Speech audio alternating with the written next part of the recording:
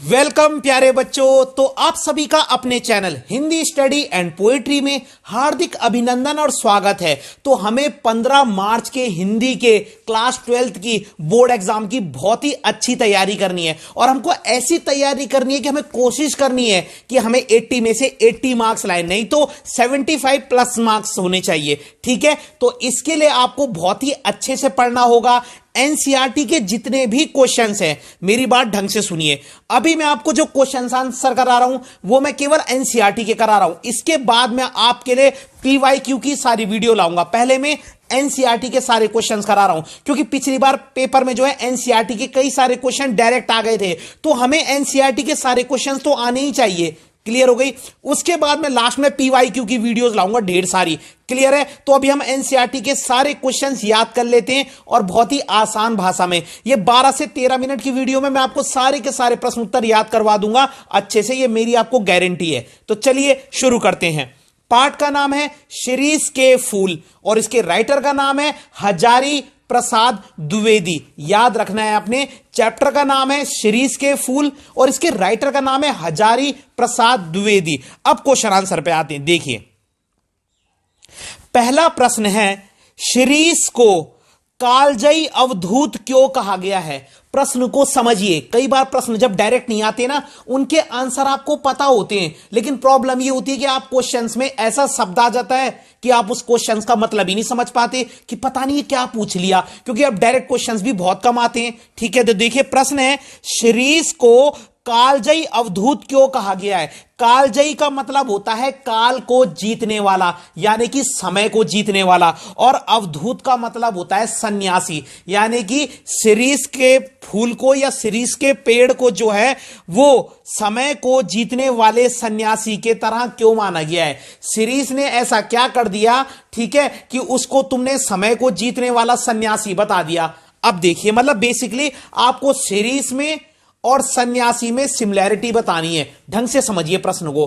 आपको शिरीष के पेड़ में और एक सन्यासी में क्या क्या सिमिलैरिटी होती है वो बतानी है। प्रश्न समझ गए आप? तो आप लिखेंगे, शिरीष को कालजयी अवधूत इसलिए कहा गया है क्योंकि। अब एक और बार मेरी बात सुनिए, आप अगर पॉइंट में आंसर लिखेंगे तो वो ज्यादा बेटर है। कई बच्चे कहते हैं सर हमारे टीचर कहते हैं पॉइंट में आंसर नहीं लिखना, तो ऐसा कहीं भी नहीं लिखा हुआ, आप पॉइंट में भी आंसर लिख सकते हैं, वो ज्यादा बेटर होता है। तो शिरीष को कालजयी अवधूत इसलिए कहा गया है। कालजयी अवधूत का मतलब होता है समय को जीतने वाला सन्यासी। मतलब शिरीष के पेड़ में ऐसा क्या है कि उसको समय को जीतने वाले सन्यासी की तरह मान लिया। तो आप लिखेंगे, जैसे किसी सन्यासी पर मोहमाया का कोई असर नहीं पड़ता।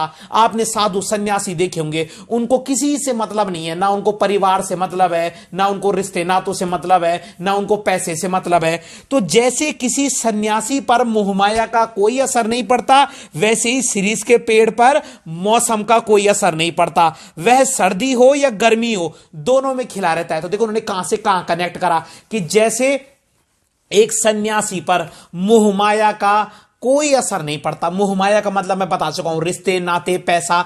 जैसे किसी सन्यासी पर मोहमाया का कोई असर नहीं पड़ता, वैसे शिरीष के पेड़ पर मौसम का कोई असर नहीं पड़ता। मतलब शिरीष का पेड़ जो होता है वो गर्मी को भी सह लेता है और सर्दी को भी सह लेता है और दोनों में हंसता रहता है। मतलब आगे समझ में सिमिलैरिटी समझ में आ गई कि शिरीष के पेड़ को मतलब एक सन्यासी से क्यों कनेक्ट किया गया है, क्योंकि जैसे शिरीष का पेड़ जो है, जैसे एक सन्यासी जो है वो सुख दुख में मोहमाया में एक समान रहता है, वैसे ही शिरीष का पेड़ भी हर मौसम में एक समान रहता है। अब दूसरा है, जैसे किसी सन्यासी पर सुख दुख का कोई असर नहीं पड़ता, वैसे शिरीष के पेड़ पर भी सुख दुख का कोई असर नहीं पड़ता। सुख दुख का मतलब है शिरीष का पेड़ जो है वो गर्मी को भी सह लेता है, सर्दी को भी सह लेता है और हर मौसम में खिला रहता है। तो बेसिकली बहुत सिंपल सा आंसर है कि जैसे किसी सन्यासी पर मोह माया का कोई असर नहीं पड़ता है, जैसे किसी सन्यासी पर सुख दुख का कोई असर नहीं पड़ता है और एक सन्यासी जो है हर परिस्थिति में मुस्कुराता रहता है क्योंकि उसे किसी से कोई लेना देना नहीं होता, वैसे ही शिरीष का पेड़ भी हर मौसम में सदाबहार बना रहता है। चाहे जाड़ा हो या गर्मी हो, वो सब मौसम की मार को सह लेता है और हर मौसम में हंसता खिलता रहता है। यही तो है, बस यही सिमिलैरिटी है। समझ गए प्रश्न को? अब प्रश्न कैसे भी घुमा के अब लिख सकते हैं। अगला है, कभी कभी हृदय की कोमलता को बचाने के लिए व्यवहार में कठोरता भी लाना जरूरी हो जाता है। समझिए, कई बार ना अपनी हृदय की कोमलता को बचाने के लिए आपको कठोर व्यवहार भी करना पड़ता है। अब जैसे टीचर होते हैं, ठीक है, कई बार टीचर्स ऐसे होते हैं कि बच्चों को बहुत प्यार करते हैं, लेकिन अगर कोई टीचर बच्चों से केवल हर टाइम प्यार ही प्यार में रहेगा, स्ट्रिक्ट नहीं होगा थोड़ा भी, तो ऐसे में क्या होता है, बच्चे कई बार क्या हो जाते हैं, लिमिट क्रॉस कर देते हैं। ये जनरली होता ही है, मतलब ठीक है। तो वो क्या बोल रहे हैं, कई बार हृदय की कोमलता को बचाने के लिए, कई बार अपने अंदर की सॉफ्टनेस को बचाने के लिए आपको अपने व्यवहार में, बिहेवियर में कठोरता भी लानी पड़ती है। हृदय की कोमलता को बचाने के लिए कई बार हमें अपने व्यवहार में कठोरता भी लानी पड़ती है। आपको एक पाठ के आधार पर बताना है, समझो, आपको इसे पाठ से कनेक्ट करना है, ठीक है। तो आप लिखेंगे, शिरीष के फूलों को देखकर कवि सोचता है कि शिरीष का पेड़ भी बहुत ही कोमल होगा। समझो, क्योंकि शिरीष के फूल जो होते हैं ना वो बहुत सॉफ्ट होते हैं, कोमल होते हैं।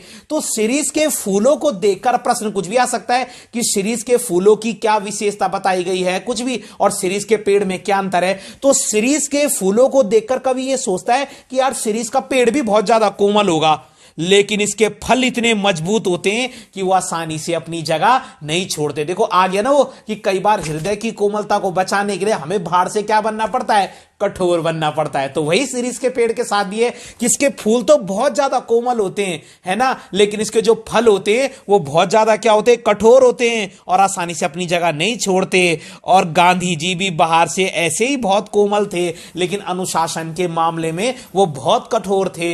यहां से भी क्वेश्चन आता है कि शिरीष के पेड़ को देखकर लेखक को किस महापुरुष की याद आ जाती है और क्यों। तो शिरीष के पेड़ को देखकर लेखक को महात्मा गांधी जी की याद आ जाती है। क्यों? क्योंकि जैसे शिरीष का पेड़ जो है उसके जो फूल होते हैं वो बहुत कोमल होते हैं, लेकिन उसके फल जो है वो बहुत कठोर होते हैं और आसानी से अपनी जगह नहीं छोड़ते, वैसे गांधी जी भी क्या थे, बाहर से तो बहुत कोमल थे, लेकिन अनुशासन के मामले में वो बहुत कठोर थे और वो जो एक बार ठान लेते थे वो करके ही दिखाते थे। तो हो गया ना क्लियर कि कई बार हृदय की कोमलता को बचाने के लिए हमको बाहर से कठोर बनना पड़ता है। तो अगर ये एग्जाम्पल गांधी जी के थ्रू प्रूव करना होगा तो आप वो भी लिख सकते हैं कि गांधी जी भी बाहर से बहुत ज्यादा कोमल थे, दुबले पतले थे, लेकिन दृढ़ निश्चय अनुशासन के मामले में वो बहुत कठोर थे और एक बार जो उन्होंने ठान लेते थे वो करके ही दिखाते थे। और अगर ये शिरीष के पेड़ के रिगार्डिंग आएगा तो आप लिख देना, शिरीष के फूल बहुत ज्यादा कोमल होते हैं, लेकिन इसके फल इतने ज्यादा कठोर होते हैं कि वो आसानी से अपनी जगह नहीं छोड़ते। और शिरीष का पेड़ भी हर मौसम को क्या कर लेता है, सह लेता है बड़ी बहादुरी के साथ। तो ये आप सब लिख सकते हैं समरी में।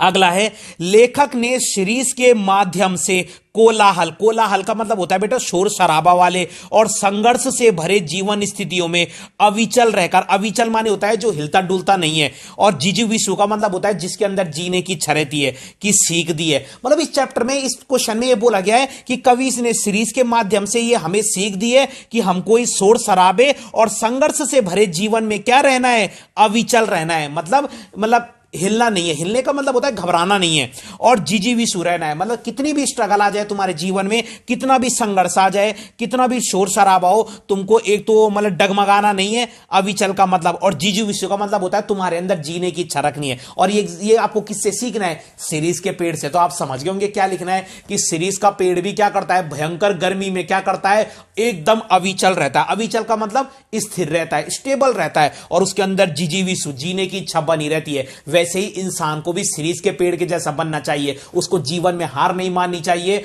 है ना, और परिस्थितियों से घबराना नहीं चाहिए। तो बहुत ईजी है। देखो, जिस प्रकार शिरीष का पेड़ गर्मी हो सर्दी हो हर मौसम में एक जैसा रहता है, वैसे ही हमें भी सुख दुख में एक जैसा रहना चाहिए, जिंदगी में हार नहीं माननी चाहिए और मुसीबतों का डटकर सामना करना चाहिए। प्रश्न को समझिए आप, देखो क्या कह रहे हो। लेखक ने शिरीष के माध्यम से कोलाहल का मतलब शोर शराबे और संघर्ष से भरे जीवन में अविचल रहकर और जिजीविषु रहकर बनने की सीख दी है। ठीक है, तो जिजीविषु का मतलब होता है जीने की इच्छा, यानी कि कवि शिरीष के पेड़ के माध्यम से यही कहना चाहता है कि जिस प्रकार शिरीष का पेड़ गर्मी में सर्दी में हर मौसम में एक जैसा बना रहता है, हंसकर हर परिस्थितियों का सामना करता है, हंसकर गर्मी को सहता है, हंसकर ठंड को सहता है ना, वैसे ही हमको भी क्या है, जीवन की हर परिस्थितियों से डट कर लड़ना है, कभी घबराना नहीं, और शिरीष के पेड़ के जैसे क्या करना है, हर मुसीबत का डटकर सामना करना है। बस अगला है क्वेश्चन ये भी आ सकता है कि कवि सीरीज के पेड़ के माध्यम से क्या कहना चाहता है, इस पार्ट के माध्यम से क्या कहना चाहता है। तो यही तो सारे पॉइंट हैं। कवि यही कहना चाहता है कि हमको जीवन में घबराना नहीं है, हमको हार नहीं माननी है, हमको सीरीज के पेड़ की तरह हर परिस्थितियों को सहन करना है। जैसे सीरीज का पेड़ एक सन्यासी की तरह क्या है, एक अविचल रहता है, स्थिर रहता है, वैसे भी हमको ज्यादा खुशी में खुश नहीं होना है, ज्यादा दुखी में दुख नहीं होना है। हमें भी एक जैसा रहना है, आगे बढ़ते जाना है, अपने लक्ष्य की ओर ध्यान रखना है। हिंदी में ना आप कितना मिला के लिख सकते हैं मैं बता भी नहीं सकता। आगे है, हाय वह अवधूत आज कहां है। अवधूत का मतलब होता है सन्यासी। लेखक याद कर रहा है सीरीज के पेड़ के जैसे सन्यासी को, यानी गांधी जी को। हाय वह अवधूत आज कहां है, ऐसा कहकर लेखक ने आत्मबल पर देह बल के वर्चस्व की वर्तमान सभ्यता के संकट की ओर इशारा किया। मतलब वो क्या कह रहे हैं कि आज के समय में ऐसे लोग बहुत कम हैं जिनके कहकर कि आत्मबल पर देह बल। बेटा आत्मबल का मतलब होता है आत्मा की आवाज, और देह का मतलब होता है शरीर की। तो जिन लोगों के आत्मा पर उनका शरीर हैवी हो जाता है ना, भारी हो जाता है, ऐसे लोग क्या करते हैं, बड़े जीवन में संकट पैदा कर देते हैं। और आज के समय में यही वर्तमान में संकट चल रहा है। जैसे रेप हो रहे हैं, तो रेप क्यों हो रहे हैं, क्योंकि जो रेप करते हैं ना उनकी आत्मा पर उनका शरीर हावी है। वो यही तो कह रहे हैं कि आज के समय में लोग क्या कर रहे हैं, आत्मा को कम इंपॉर्टेंस दे रहे हैं, इंटरनल ब्यूटी को कम इंपॉर्टेंस दे रहे हैं, और देहबल मतलब शारीरिक सुंदरता पर मर रहे हैं। वही है कि आज के समय में लोग अंदरूनी खूबसूरती को नहीं देख रहे और केवल बाहरी खूबसूरती देखकर उनकी तरफ खींचे चले जा रहे हैं। तो आज यही वर्तमान संकट चल रहा है। इसमें आप लिखेंगे, कवि कहना चाहता है कि आज ऐसे लोग बहुत कम हैं जो बिना स्वार्थ के देश की सेवा करते हैं, है ना। मतलब कहने का मतलब है जो क्या करते हैं, जो केवल बाहरी सुंदरता को महत्व देते हैं, जो आंतरिक सुंदरता को नहीं देते। इसमें आप बहुत सारे पॉइंट लिखते हैं। कवि कह रहा है कि आज के समय में ऐसे लोग बहुत कम हैं जो क्या है, एक तो जो दूसरों के बारे में सोचते हैं, है ना, जो दूसरों की आंतरिक सुंदरता पर ध्यान देते हैं। लेकिन महात्मा गांधी जी एक ऐसे ही अवधूत थे जिन्होंने अपनी जिंदगी में अनेक मुसीबतों का सामना किया लेकिन कभी हार नहीं मानी। यानी कि गांधी जी क्या थे, गांधी जी का शरीर जो था, समझो उनका शरीर, देखो वो शरीर से तो कितने दुबले पतले थे, लेकिन उनकी आत्मा इतनी मजबूत थी कि उन्होंने अंग्रेजों से टक्कर ले ली। अगर तुम शरीर पे जाओगे क्या, वो तो बहुत कमजोर इंसान थे, लेकिन उनकी हिम्मत देखो ना। तो वही कवि जो है, लेखक जो है, वो हाय वह अवधूत आज कहां है, इसका मतलब लेखक जो है वो गांधी जी जैसे सन्यासियों को याद कर रहा है कि आज के समय में गांधी जी जैसे लोग मिलना बहुत ही मुश्किल है, जो है देश की भलाई के लिए अपना सब कुछ त्याग देते हैं, जो आत्मा को महत्व देते हैं, जो अंदरूनी खूबसूरती को महत्व देते हैं, जो आत्मबल को महत्व देते हैं। तो इसमें आपने सब गांधी जी के बारे में लिखना है। ठीक है, अगला है, कालिदास ने शिरीष की कोमलता और द्विवेदी जी ने उसकी कठोरता के बारे में क्या कहा है। प्रश्न को समझो, यानी कि कालिदास संस्कृत एक बहुत बड़े महान कवि हैं, तो कालिदास ने शिरीष की सॉफ्टनेस के बारे में, और हजारी प्रसाद द्विवेदी जो इस चैप्टर के लेखक है उन्होंने उसकी कठोरता के बारे में क्या कहा है। यानी कि कालिदास जी का पॉइंट ऑफ व्यू बताना है आपने शिरीष की कोमलता के बारे में, और जो इस पाठ के लेखक है हजारी प्रसाद द्विवेदी, उनका पॉइंट ऑफ व्यू बताना है शिरीष की कठोरता के बारे में। तो आप लिखेंगे, कालिदास के अनुसार कालिदास ने क्या कहा है शिरीष की कोमलता के बारे में। कालिदास जी ने कहा है कि शिरीष के फूल इतने कोमल होते हैं कि वो केवल भौरों के पैरों का दबाव सह सकते हैं, पक्षियों के पैरों का नहीं। यानी कि भौरे कैसे होते हैं, कितने सॉफ्ट होते हैं। तो वो कह रहे हैं कि शिरीष के फूल ना इतने कोमल होते हैं कि वो केवल भौरों के पैरों का दबाव ही सह सकते हैं, पक्षियों के पैरों का भी नहीं, वो टूट जाएंगे, इतने कोमल होते हैं। और लेखक हजारी प्रसाद द्विवेदी ने इसकी कठोरता के बारे में कहा है कि शिरीष के फल बहुत ही मजबूत होते हैं और वो तब तक अपनी जगह नहीं छोड़ते जब तक कि उन्हें नए फल धक्के मारकर बाहर ना कर दे। होता है ना, जब नई चीज आती है तो पुरानी चीज को तब वो हटा देते हैं। तो कालिदास जी ने तो इसकी कोमलता के बारे में क्या कहा था कि इसके फूल इतने कोमल होते हैं कि वो भौरों के पैरों का दबाव ही सह सकते हैं, पक्षियों के पैरों का भी नहीं। और लेखक हजारी प्रसाद द्विवेदी ने कहा है शिरीष के बारे में कि इसके फल इतने मजबूत होते हैं कि वो तब तक अपनी जगह नहीं छोड़ते जब तक नए फल उनको बाहर ना कर दे। तो आपको दोनों याद रखना है, यानी कि इसके अंदर कोमलता भी है शिरीष के अंदर, लेकिन बाहर से बहुत कठोरता भी है। अगला है, कवि के लिए अनासक्त योगी की स्थिर प्रज्ञता। बेटा योगी तुम्हें पता है, योगी सन्यासी होता है जिसकी बुद्धि ना मतलब हिलती नहीं है, जो एकदम स्थिर रहता है, फोकस रहता है। तो कवि कह रहा है कि एक अनासक्त योगी के लिए स्थिर प्रज्ञता। स्थिर प्रज्ञता का मतलब होता है बेटा स्थिर बुद्धि, स्टेबल बुद्धि लिख दो यहां पे। स्थिर प्रज्ञता का मतलब होता है स्थिर बुद्धि चाहिए। और विदग्ध प्रेमी का मतलब होता है जो किसी से बहुत मतलब घुल मिलकर प्यार करता हो, मतलब डीपली प्यार करने वाला, वो होता है विदग्ध प्रेमी। प्रेमी। तो एक सच्चा कवि वही तो होता है जिसकी बुद्धि क्या होनी चाहिए, स्थिर होनी चाहिए, और वो डीपली प्यार करने वाला होना चाहिए। ठीक है, तो अब देखियो क्या कह रहे हैं कि एक योगी के लिए स्थिर प्रज्ञता और विदग्ध प्रेमी का हृदय एक साथ आवश्यक है। बिल्कुल सही बात है, एक सच्चा योगी वही है जिसकी बुद्धि स्थिर होती है और जो एक प्रेमी होता है, दुनिया से प्रेम करने वाला होता है। ऐसा विचार प्रस्तुत करके लेखक ने साहित्य कर्म के लिए, वैसे ही साहित्य की रचना करने वाले के लिए भी क्या है, कैसा मापदंड होना चाहिए। कैसे मापदंड का मतलब होता है कैसा क्राइटेरिया होना चाहिए, मतलब कहने का मतलब है जैसे एक योगी के अंदर स्थिर बुद्धि होनी चाहिए और एक वो डीपली प्रेम करने वाला होना चाहिए, वैसे ही जो साहित्य की रचना करता है यानी कि एक कवि, उसके लिए क्या क्या वो होना चाहिए, मापदंड होना चाहिए। मानदंड का मतलब या मापदंड का मतलब होता है क्या क्या क्राइटेरिया होना चाहिए। जैसे अनासक्त योगी के लिए तो क्या होना चाहिए, योगी किसको बोलोगे आप, एक योगी वो होता है जिसके अंदर मोह माया नहीं होती, जो झूठ नहीं बोलता, जिसकी बुद्धि स्थिर होती है ना, जो चंचल नहीं होता, जो किसी भी चीज से डीपली मतलब गहराई से प्रेम करता है। वैसे एक साहित्य प्रेमी के लिए क्या होना चाहिए, मतलब एक कवि की विशेषता है बतानी आपने, एक सच्चे कवि की। तो आप लिखेंगे कविता लिखने से कोई कवि नहीं बन जाता, एक सच्चा कवि वही होता है जो सन्यासी के समान हो, जो योगी के समान हो, जो लोगों के दर्द को समझे, जो मोहमाया से दूर रहे, जो सुख दुख में एक समान रहे, जो फक्कड़ हो। इसको समझो बेटा, फक्कड़ का मतलब होता है जो मुंह फटो। एक कवि कैसा होना चाहिए, कवि डरपोक होना चाहिए। एक कवि ऐसा होना चाहिए जो दुनिया की गलतियों को ना अपनी कविता में खुल के लिख सके, उसको डर नहीं होना चाहिए क्योंकि कवि के पास कलम की ताकत होती है। तो एक कवि ऐसा होना चाहिए जो फक्कड़ हो। बेटा फक्कड़ का मतलब होता है जो बिना डरे दुनिया के सामने सच्चाई को लाए और जो दिल से कोमल हो। तो ये वही वाले पॉइंट है कि एक योगी तो वो होता है जिसकी बुद्धि स्थिर होती है और जो डीपली मतलब गहराई से प्रेम करने वाला होता है। लेकिन एक साहित्य की रचना करने वाला कवि कैसा होना चाहिए, वो फक्कड़ होना चाहिए, वो दुनिया की कमियों को खुलकर सामने लाना वाला होना चाहिए, निडर होना चाहिए, लालची नहीं होना चाहिए, झूठ बोलने वाला नहीं होना चाहिए, दुनिया में प्यार बांटने वाला होना चाहिए, लोगों के दर्द को समझने वाला होना चाहिए, मोह माया से दूर रहने वाला होना चाहिए, दिल से कोमल होने वाला होना चाहिए। बस यही है। ये क्वेश्चन भी बहुत आता है बेटा। इस सर्वग्रासी काल की मार से बचते हुए वही दीर्घजीवी हो सकता है। बेटा सर्वग्रासी का मतलब होता है सबको डसने वाला, और सबको कौन डसता है, काल। इस काल का मतलब है, काल के दो मतलब होते हैं, एक काल का मतलब मौत भी होता है, एक काल का मतलब समय भी होता है। तो इस सबको डसने वाले समय की मार से कौन बच सकता है, तुम बताओ। वही दीर्घजीवी हो सकता है जिसने अपने व्यवहार बिहेवियर में जड़ता छोड़कर, जड़ता का मतलब होता है जिद्दीपन छोड़कर, नित बदल रही स्थितियों में निरंतर गतिशील बनाए रखी है पाठ। वो कह रहा है कि एक दीर्घजीवी इंसान मतलब इस काल इस समय की मार से वही इंसान बच सकता है जो निरंतर बदल रही परिस्थितियों में क्या करता है, बदलाव करता। आप समझ गए होंगे।